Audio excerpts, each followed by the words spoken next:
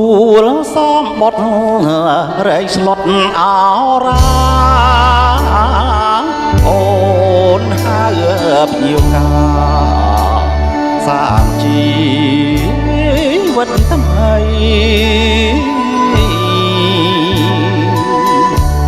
បងជាយុទ្ធជនការពារទឹកដីខានមកការស្រីជាភ្ញៀវពេទ្យយុវ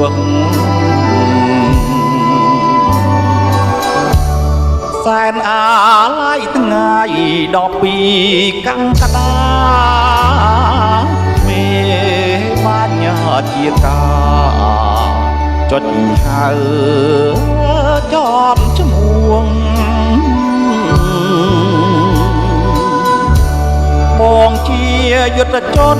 ធ្លាប់មានចិត្តស្មងកាត់ក្តីស្រណោះខានការស្រីថ្លៃ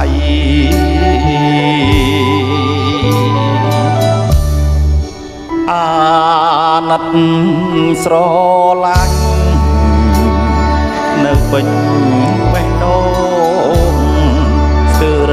លេះទ្រូងដោយនឹកអាឡ័យ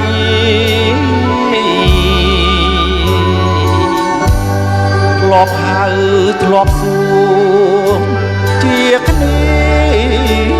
រាល់ថ្ងៃមិនគួរនិស័យ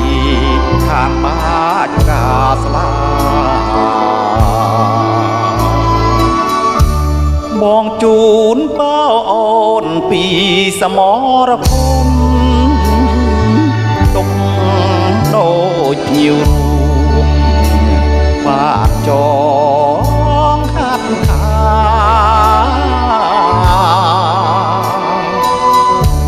ចាំស្រុកសានប្រានយើងជួបមុខគ្នា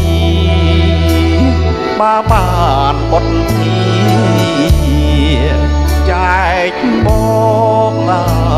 ប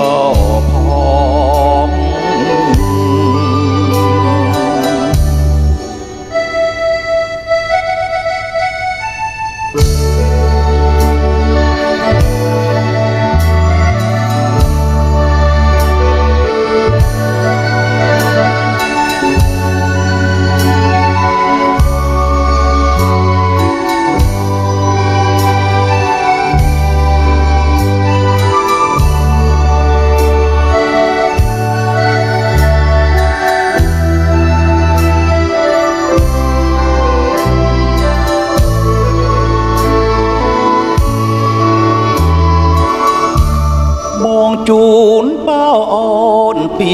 សមរភូមិទុកដូចភ្ញៀវរួមបាទច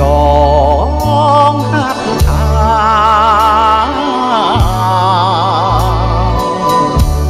ចាំស្រុកសានប្រានយើងជួបមុខគ្នាបានបុតគ្នា